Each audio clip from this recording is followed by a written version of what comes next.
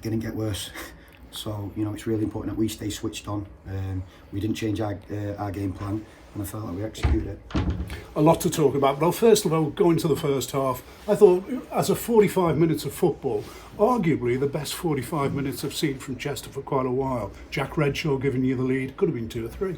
Yeah, and that comes off the back of a good week, Neil, where we've worked hard, high intensity Tuesday, looking for weaknesses and signs for players. Not there, doesn't exist, but as a manager you've got to go looking for it. Thursday we backed it up with a great session. Friday we looked hungry and aggressive in training, digging each other out, and we've incorporated that into today's game and been backed up with the performance and the result. And then, yeah, I think it's fair to say controversial sort of start to the second period. They're reduced to 9 men. Duxbury, I thought, was slightly unlucky to get sent off, and then the former Chester player as well getting sent off too, down to 9 men. Basically, my own opinion is Duxbury was unfortunate. Yeah, Scott's a good player, and once you start playing up to the crowd at home in Chester, and we know at any level of football the crowd can get players sent off. The atmosphere, they can make it sound 10 times worse than what it looked.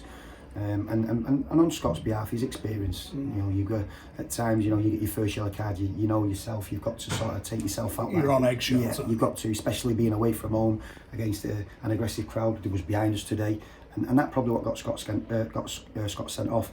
And then Elliott goes as well. And listen, that's not Danny Elliott. Danny Elliott's not that type of player. He's trying to get his team back in, but I would say that was the worst of the 4. It was a scissor from behind. Yes, he won the ball, absolutely.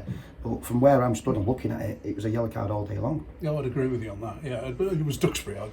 But anyway, we're talking about Chester, we're not talking about Boston. And against 9 men, I mean, it was only one team going to win. Yeah, and I feel like we're showing some respect, Neil, in that. We didn't want it to go and be 8 and 9, and I'm not saying that's not what we are, but we wanted to keep the ball, we wanted to get in good habits and get used to managing the game when given the platform, and that's not been the case this season. You know, it's probably the first time where we've dominated the game for 90 minutes. Yes, then going down to 9 men helped, but from minute 1 to the 96th minute, we've dominated, and that's football.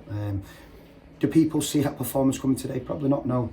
And we've got to keep believing, and it's not in my DNA to give up. It never has and it never will. And I always say, given a platform, I'll continue to work hard and try and improve these group of players that we recruited. And I'm the one that stood here in front of you and said that this is our best squad we've had in 4 years. I've got every right to be judged by that, every single right, and I'm hoping these players can prove them wrong. And by today looking at it, it's baby steps and fine margins. Midfield unit, I thought, did particularly well today.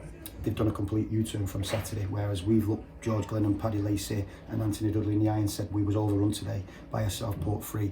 We've done the opposite. Boston, is it a lack of respect that they've gone 4-4-2 today and thought that they'd overrun us in them? I don't think so, no, but Boston had 2 good players in there, but we won the battle today and we backed it up with the result. And a word of praise as well for young Jolly, getting his first goal for the club, but I thought he did particularly well off the shoulder in the first half. He just runs off the shoulder of his marker. It's a breath of fresh air for a young lad who's full-time to come in and take advice of a part-time manager and take the information and execute it. And he's done that in abundance, and fair play to him. The connection at the end of the game is, do you know what, Charlie, you took a little bit of information off the managers and you've gone and executed it. And them runs are hard enough at the elite level, but if you've got a player running off the shoulder like Mo Salah, that's where he gets his goals. Defenders don't want to be facing their own goal, and he's been rewarded. I'm sure he'll love the analogy with Mo Salah. Neil, you can ask the kid and you interview him. We said today, it's dead easy for a number 9 to go and play as a free, an inverted centre forward or a winger. We've told him Mo Salah is probably rated the best in the world at this minute in time, and he plays Charlie Jolly's position. So as a young lad and a Liverpool fan, go and execute what he's good at, because you're playing the same position, you've got the same attributes, different levels of course, and he's done it, and it's great. Now, towards the end of the game, you have to come into the crowd, a little bit of verbals. What was that all about? Well, I believe, and I haven't heard it, and I'm not one to jump the gun, but I believe a supporter said that Jono should have died and should have never had the second jab, which a close family member of mine has reacted to that, and there's been to and from him, and there's been some bad language, and I feel as the manager of this football club that this club give me the platform to work in their best interests, and I feel like the stewards tried to diffuse the situation.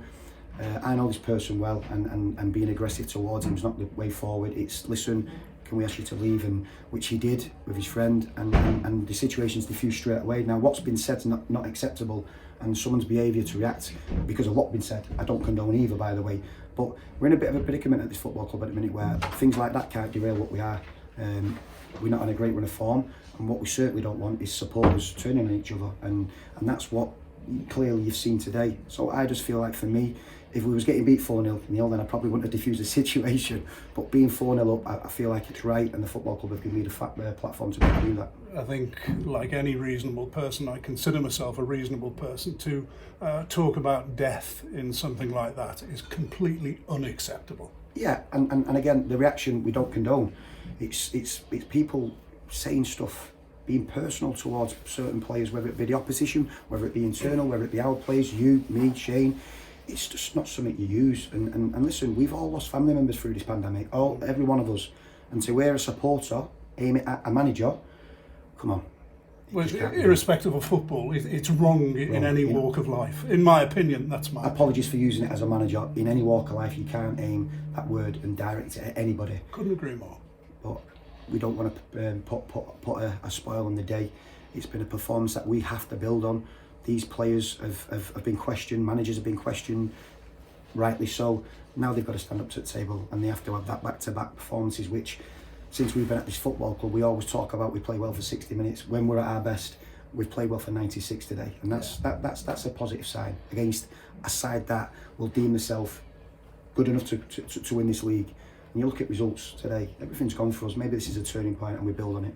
And the positive thing is, as I go back to the point I made before, 11 against 11, I thought you were the better side. Never mind playing against 9 men. 11 against 11, you were the better side. Confidence-wise, this must be a great fillip for you. Yeah, and I touched on it before, Neil, about it being a big week for us. We've worked hard, we've worked on things, and when you see your players take things on board and execute it in a game under pressure, because let's make no bones about it, today was a big game for us all. And I'm not going to say we've come on smelling of trumps, because they were we fourth in the table. Fourth in the table, but ultimately it's only 3 points, Neil. The positives are we've kept 11 men on the pitch when we had 3 bookings in the first half, so discipline's not questionable from where we're concerned. Clean sheet.